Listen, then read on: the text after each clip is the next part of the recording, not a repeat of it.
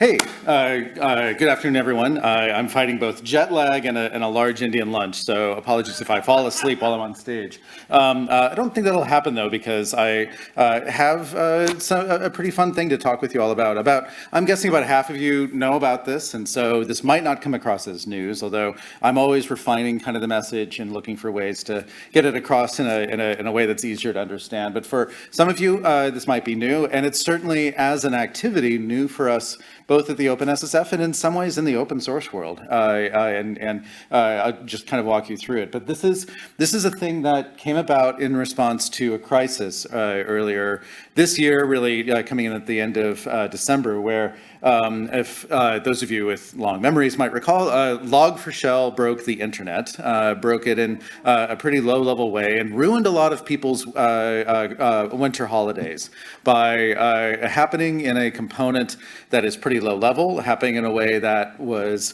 not all that easy to upgrade or even know if you're affected. And the number of people who said they weren't affected because they were running Log4j version 1.x was pretty hilarious. But caused a bunch of people to get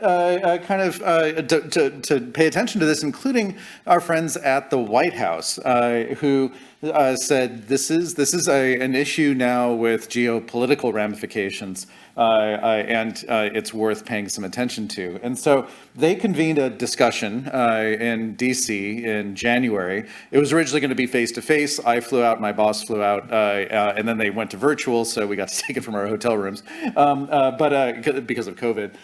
But they convened a meeting with us and with the Apache Software Foundation and with 10 other companies. And by the way, when the NSC invites you to a meeting, it's not a birthday party. It's a kind of an honest conversation about, is this how it's supposed to work? Like, is this how open source software expects the people who have critical infrastructure needs upon it to respond to what seems to be a recurring event of people finding an interesting low-level hole, whether it's something like XKCD 2347, thank you, now I can cite chapter verse, or it's some other kind of vulnerability, where we all kind of go into a TC to respond and try to get it upgraded and fixed.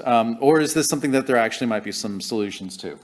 And so we had a 6-hour conversation, which kind of boiled down to what would it take to actually solve these issues. And it was those of us in the room kind of asking ourselves to come out of that and later and talk with our own stakeholders and our communities about how might we secure open source software production in the first place, like as it's being written. How do we improve the pace at which we find new vulnerabilities and get them fixed? And then how do we encourage more of industry to patch more often, right? To look at software as more of a perishable good that, just like you don't keep that head of lettuce in your refrigerator for years and years, you can kind of throw it out when it's no longer edible and you buy a new one. How do we get people to patch more often and realize kind of the risks of the costs of keeping around software that's suffering from bit rot and that sort of thing? And so within the community, we had a conversation at a lot of different levels. At the level of the Technical Advisory Council, at the level of the governing board, at the level of individual projects. And some of that was very public-facing conversation, some of that was very private. But we said, we got a lot of interesting starts here, but if we were to actually try to go to the world and say, here's how we aim to close some of these open issues, we're going to need some help. We can't just do it all for free necessarily. It's not necessarily something that's capable of being accomplished purely within the bounds of all volunteer activities. And also, by the way, we have some funds that we've collected and more that we know could be available out there if we came up with a credible plan, not one that spent the money on things that we'd hope people would also volunteer to help us with, but for the kinds of things that you could accelerate, the kinds of things that you might not be able to depend entirely upon volunteer resources for. And so within those three categories, what are the major problems that can be addressed that would lead to better open source software supply chain security? By the way, this was our attempt at kind of a swag, kind of a guess at some of those contributing factors. What's been nice has been to see 2 months ago, the Cyber Safety Review Board issued a report on the kind of a final post-crash analysis of Log4j, kind of the same kind of thing that the National Transportation Safety Board reveals after there's been a plane crash. And it said, here were all of the contributing factors to the Log4Shell incident. And it was kind of nice to see them cite the same sets of problems that we cited here. In fact, they cited us like 29 times in the report. So it was cool to see. So what are the major problem areas? What are some pre-existing efforts, whether inside of OpenSSF today or not, that are already starting to address these problems? It's always better to not reinvent a wheel, not assume that you've got the 5% slightly different solution that's going to make all the difference, but instead to build upon other people's work and double down on them if they're working. And then building on these pre-existing efforts, what financial and other resources would it take to mostly or to fully tackle each of these problems, right? To make a double-digit percent impact on these. Some of these you might never be able to solve. You can't guarantee that there's no code. I know that there's formal analysis and certain languages that might help with this, but take it as a given that any non-trivial piece of software has a bug in it that just hasn't yet been discovered. What more can you do still to try to get at some of these systematic issues? And then finally, once you've identified these, what are some pragmatic but ambitious targets that you might set for each of these problems that result in things that you can measure, right? And it's really hard to measure sometimes the extra benefit of a security audit on its own, right? So, but how might you ask, how do we really measure benefit across an ecosystem for doing enough of these, right? And do that in not without too much of a lead time, inside of proving some benefit within the first year or two. So we broke out into 10 different teams, kind of on a set of topics that we talked at a TAC and at a governing board level. It seemed to make sense to us. We asked for volunteers for each of those 10, and to varying degrees of being public. I mean, to some degree, we didn't want to take months and months to develop this plan. We knew that they wanted to hear back from us in kind of the April timeframe, so that meant kind of being reasonably expeditious about it. But those 10 teams developed 3 to 5 page proposals, and we put them together in something called the OpenSSF Mobilization Plan, Software Security Mobilization Plan, and we put a label of version 0.9.1 just to make it clear to people this is not done yet. In fact, it's not even clear if it'll ever be done so much as represent a point in time of a set of experts of what could be done in this domain. What's the right word? It's ambitious. It's idealistic. It's a little bit of an optimistic take in a world where we get so much bad news around that it's hard to be optimistic about technology. It also assumes that we can pull together the resources to get started, and we know that is always an open question too. And when we had the conversation with the NSC and with others about what would it take to actually have a huge impact on this, we kind of said this isn't likely to be a small problem. This isn't likely something that's going to be fixed inside of a year or within a cost of a couple $1 million. This is probably going to take $1 billion to $10 billion kinds of dollars to really solve some of these systematic issues purely as a hand wave. After this research, we came and realized that it was about $150 million to do what is, again, a set of modest but ambitious targets. And so that number, and I'll get into a bit of trying to figure out how that number sits relative to other things, was actually a nice, reassuring number to get to. So let me go a bit into depth just so you understand kind of what each of those 10 are, but also how we thought about those 10. So as you've heard a lot of discussion about, one of the key drivers for failure out there is a lack of security education, a lack of understanding.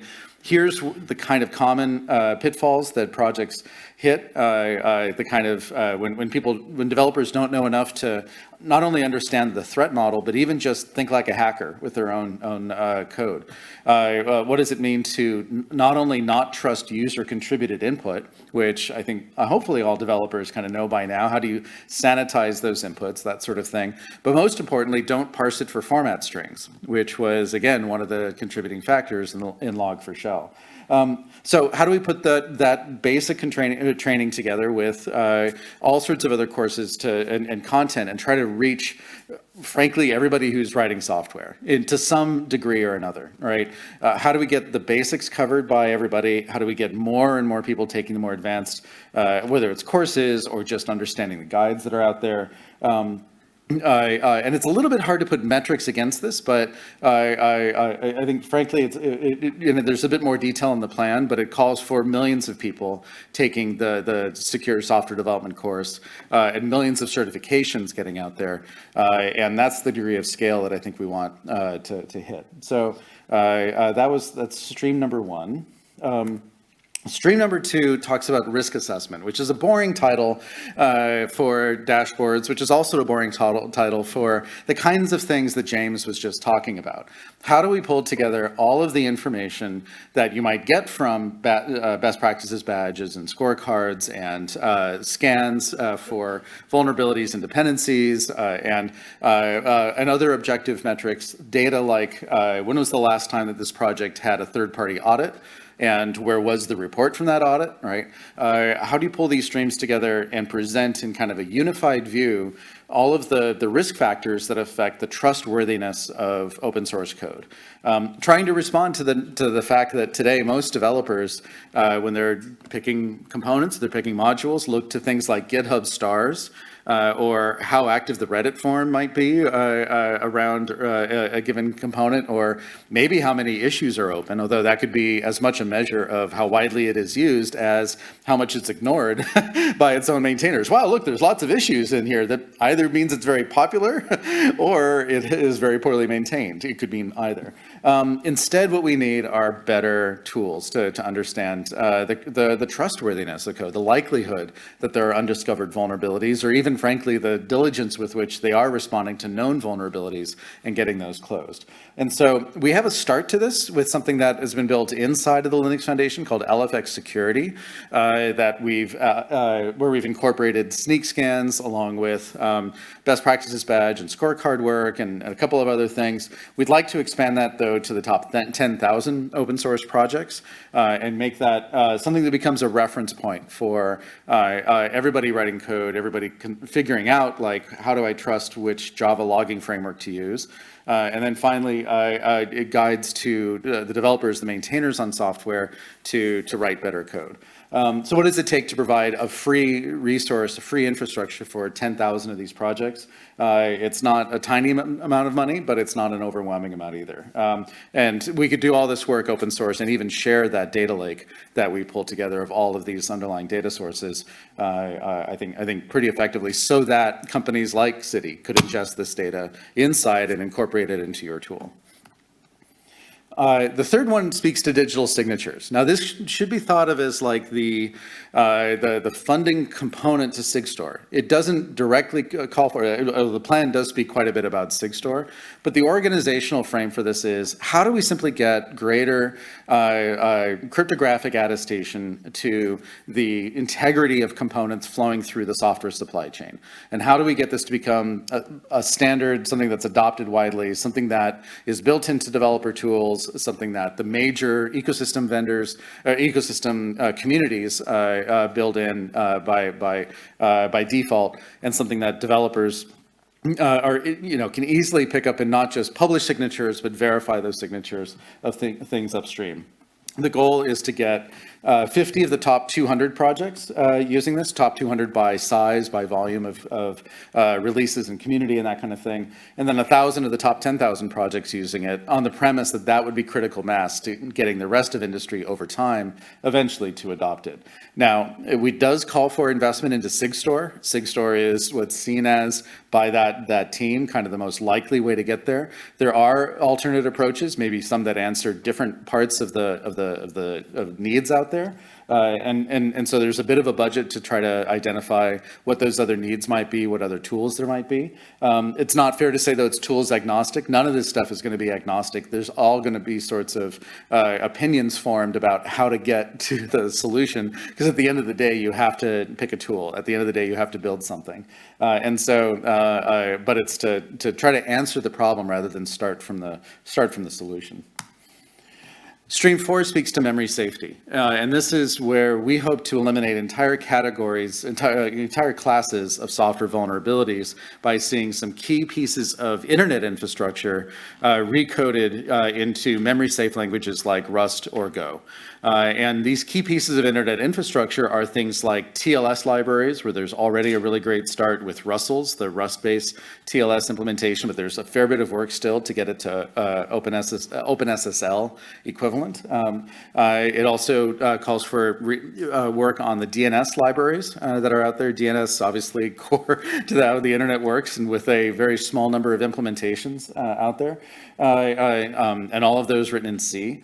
And then finally, NTPD, which is one of those forgotten about demons that keeps everybody synchronized out there, is so critical to the infrastructure actually being able to work. And all it does is network time, but still the predominant implementations out there are in C. I think there might be one in Go. I don't believe the one in Rust has started yet, but definitely needs a bit of focus. So this is where there's already an existing proposal for this work coming from the same group of people who built Let's Encrypt, and this is really to resource that work. Plus, it's not just enough to write the code. You have to build the ecosystem around that code. Sorry about the jumping there. You have to build the ecosystem around that code to help make sure that what gets built gets carried forward, right? It does no good to have a whole bunch of code land in the public and then the people around it just disappear. So it calls for resourcing developer advocates and community development around each of the new work so that it becomes the new default, it becomes the new standard, or aims to be at least. Stream 5 calls for developing an incident response team specific to the needs of the open source community. CROBE has actually already launched a working group focused on this, a SIG, focused on this effort. The idea is, a project like Log4j, even though it's within the Apache Software Foundation, even though the ASF has a great security team, there wasn't the full-time dedicated resources and expert resources available necessarily to help them do a managed, coordinated disclosure around that vulnerability to figure out. Now, there are a couple of factors in it as well. There was an inadvertent commit to a public repo that mentioned a CVE that had not yet been published. So maybe a response team would have helped them avoid that mistake, maybe not. But we certainly hear from other projects that aren't attached to an organization like Apache or the Python Software Foundation or others who lack somebody who they can trust and turn to.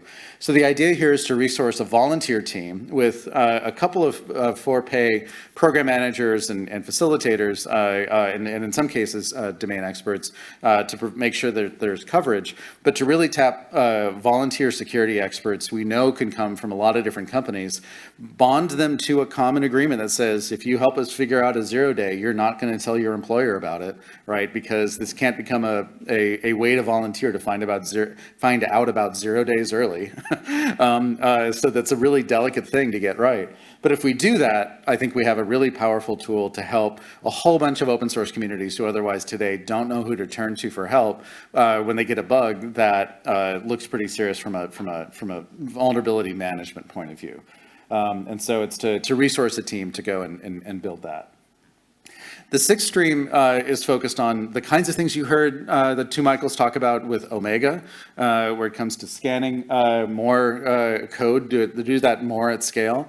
This would hope to build an infrastructure that could do that for 10,000 such projects, to hire some more researchers, but more importantly, you've got a resource when you find these bugs, people to work with the upstream projects to get those bugs fixed. Because it does nobody any good to say, here's a bunch of problematic output from a scan that looks like it could be an issue, and file it as an open defect on an upstream project. You really need to help them not only understand why what you think you found is a bug, but also come to them with, if at all possible, with pull requests to get those fixed. So it's to resource basically more of what Alpha Omega wants to do with Omega.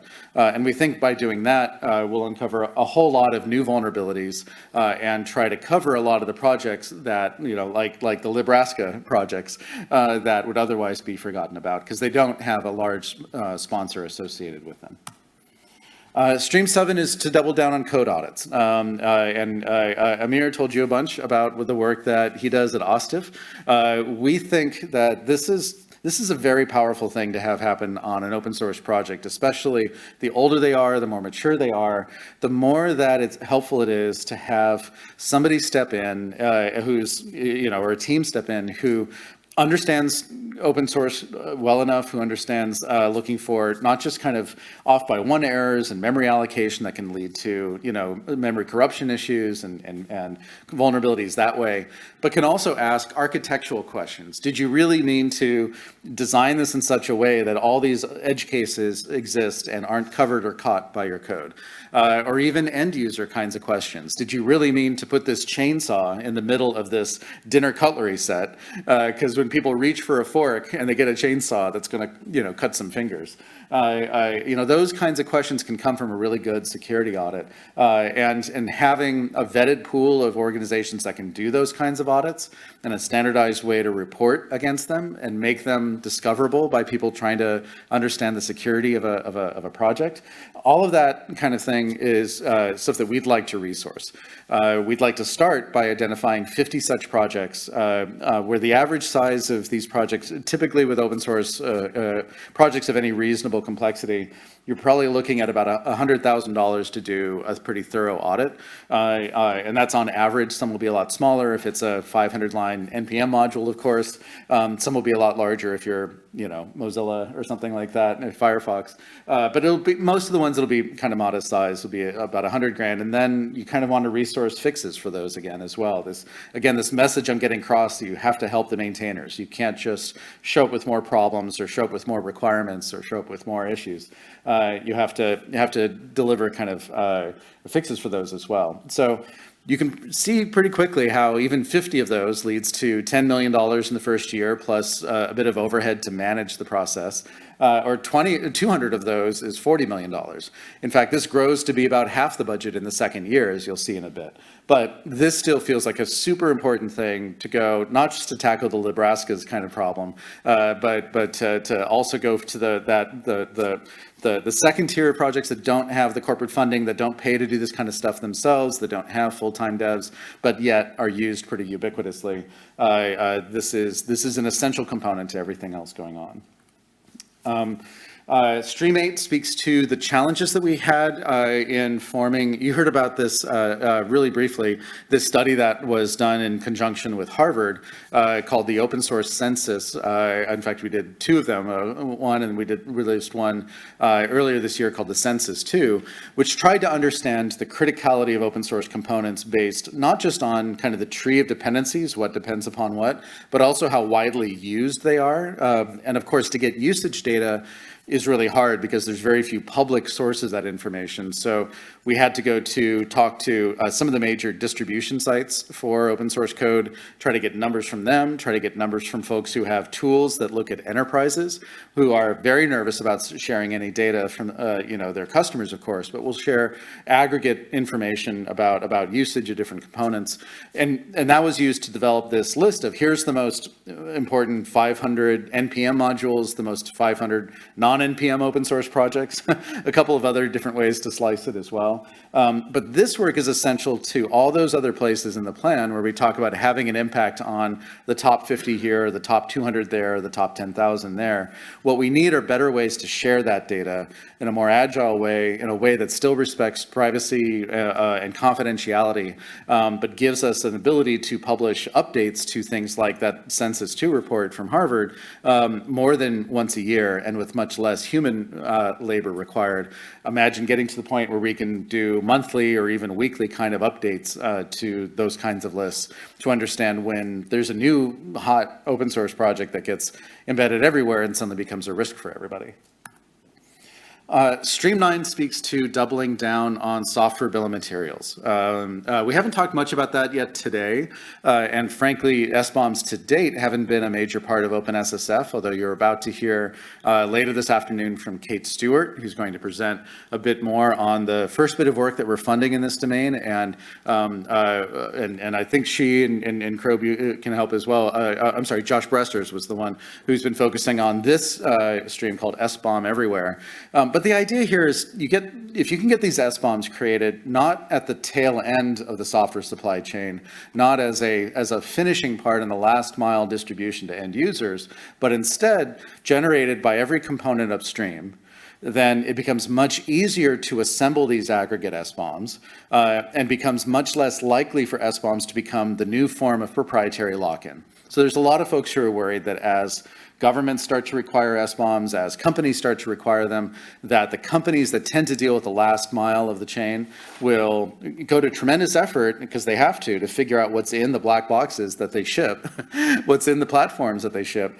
But in doing that, they start to see that as competitive differentiation, or they start to see that as, well, I spent a lot to develop this, so I got to protect it. I can't just release it for free. And instead, what we'd like would be SBOM information to be a standard bit of metadata for every component out there, so that it's easy for developers as they're building this stuff to put it in, but most importantly, so that the last mile doesn't view it as something that they have to lock down. And to get there, what we'd like are SBOM generation tools and consuming tools as well, since you'll be publishing an SBOM for a package, you'll be pulling in all these SBOMs from dependencies to be built into the standard build and packaging tools that are out there, both the ones that run on client and the ones that are hosted. And we are here, we're trying to be a bit more agnostic about format. There's certainly some fairly big differences between the two leading candidates out there, SPDX and CycloneDX. Those communities are talking, are meeting, are trying to figure this out. Those differences mean it's more than just a beta versus VHS kind of debate. For anybody who's 50 years old like me, I guess, knows what I'm talking about. I'm 49. But it isn't just like, one format or another, but there's some real semantic differences between them. But what we're trying to do is resource enough to be able to advance to figure out how do we work through those differences and come up with tools that maybe can consume and produce both of those formats and make something meaningful out of what is today sometimes a confusing landscape, and make that built into tools again, so developers don't even really need to think about how to turn them on. They just become as standard as an install.txt, again showing my age. So, and then the final stream, 10, is focused on improving software supply, improving actually now coming back and improving the tail end of the software supply chain, looking at the major distribution points that things like NPM and PyPy, Rust crates, and Maven Central, for example, and asking, are there things that those sites, a lot of which are run by proprietary companies, right? Most of which are, can do, whether it's adoption of Salsa and some of the meta information that comes from through Salsa to things that end up at the end of those cycles, to harmonizing approaches to authentication by developers when they're pushing up packages, to other kinds of work that might help improve the confidence of people using the software that comes from those distribution points. I don't think any of us want it to look like the Apple App Store or the Play Store on Android, where for somebody to get their thing listed is a tremendous amount of work, often costly. Pushing updates can take time, but recognize Apple and Google put a tremendous amount of work into those final distribution points to keep their users secure. So there must be something that we can think about doing at that point. And so the folks who got together and drafted that plan looked at a number of different options. How again do you do this and make it a very minimal lift on developers as they're working through this? This is frankly the parts that are one of the things that are still fairly open-ended about the plan, and the numbers represent a real swag. But this is, I think, an opportunity to have an impact on the end user community in a really big way. So all of those put together with our best guesses at what it would take to resource kind of the minimum viable yet still ambitious kind of goals to go and tackle, lead us to 150 million over 2 years. Now that doesn't mean 2 years as of last May when we released the plan. It means 2 years as each of these streams get started, as each of these streams are able to start pulling some funding in, start tackling some of the milestones in their plans. But frankly, the milestones and the plans will evolve during those 2 years as well. So there's a quote from, I want to say Eisenhower, but it might have been a general instead, who said, "Plans are nothing, planning is everything." The basic premise being the process you go through to identify what are our goals, what's the reality on the ground, what are the things we can take advantage of, is an evergreen process. That's something where every quarter you should expect to lift your head up and go, where should we go next? No matter what the work is that you've performed. And I expect that to be the case here. So I could tell you more about, we launched this in May with a follow-up meeting to that one in January in DC with, again, our friends at the White House and a bunch of other agencies attending, as well as some of you here and more of our community from OpenSSF. We had both kind of the, let's talk to government about it. We had folks, again, from the National Security Council who we thought would stick around for the first half hour and then kind of get bored and excuse themselves. Oh, I've got a call from the big guy, something like that. But instead, they stuck around for all 3 hours and engaged and asked questions, and folks who inside of CISA and DHS and others who are working on complementary tools, complementary systems. And frankly, our goal wasn't to go there to ask for money from the government, but so much as say, when you're working on these things, keep us in mind. And since this point, I've had similar conversations with folks in Japan. We had a miniature version of this there. Also, the Singapore government has been pretty interested in this. Starting some conversations here in Europe. We'll see what that turns into. But folks understand that there is a need now to invest long-term in the security of open source code. And my hope is that just like the goal of Alpha Omega is to turn cash into better security, I think what we've identified here are some reasonable steps to also turn some financial resources using the benefit and the guidance of this community, of the OpenSSF community, of the open source community as a whole, and doing that in an appropriate way to go and grow, and improve the state of security across the entirety of the open source ecosystem. We did get some pledges towards this plan from our own members, but these were pledges contingent on the plans bearing fruit in the form of specific proposals that will actually go and make some progress against these goals. Nothing's guaranteed in this front. Nobody has written a check yet to go and blow the doors off this. We're all very excited though, because while 150 million sounds like a lot of money, and it certainly is to an open source project like ours, and kind of the approach we're taking is a little bit different, a little bit unprecedented for both the Linux Foundation and I'd argue for open source in general. These numbers shouldn't scare us, because this is frankly a couple of ounces of prevention for a whole lot of cure. And to illustrate that, the 150 million number doesn't bother me as much as another number, which is 700 million, which is the amount that Equifax spent on remediating the breach that hit them due to a non-upgraded version of Apache Struts that was exploited by hackers who then pulled a bunch of personal data, and the FTC went and fined them. And always badness on that front. If we could prevent just one of those, now the question is who pays, right? And that's a different story. But imagine being able to stop waves and waves of those kinds of attacks, waves and waves of those kinds of breaches. I think it pays off very, very nicely. I know I'm short on time. The big picture here is we are figuring out within the OpenSSF community how to take this statement of goals, of ambitions, of ideas, and turn them into action. It is a hard thing to do. There are a couple precedents in the open source space for kind of projects organizing funds to work on things. Automotive grade Linux is an example of this within the Linux Foundation, but I'd also cite things like Let's Encrypt, which is running a real service as an example of where sometimes you need to pay people to maintain an SLA on something, or to have a staff that is going to always be there, or be there on Monday mornings to deal with certain things. And so that was the framing that we took this in. But this does require all of us to kind of step up level a bit and figure out organizationally how do we make sure we don't defeat the kind of the volunteerism that is still at the heart of making an open source process work well. How do we make sure we don't inadvertently cause people to have to be responsible for things they don't have control over, right? Or the opposite. Just how do we set all those things up right? And that's an ongoing process. But we've already got teams meeting now on 3 of the 10 streams, on education, the emergency response, and on SBOMs everywhere. In fact, we funded some bit on SBOM everywhere already. And we're eager to get going. So if any of you want to try try to help, just find us. Obviously on the website, we talk a fair bit about this as well. This is not going to define the OpenSSF, but this is a way to take the things that have been building inside the OpenSSF and put them into orbit. I mean, and really have the kind of impact on the full open source community that we all hope to have.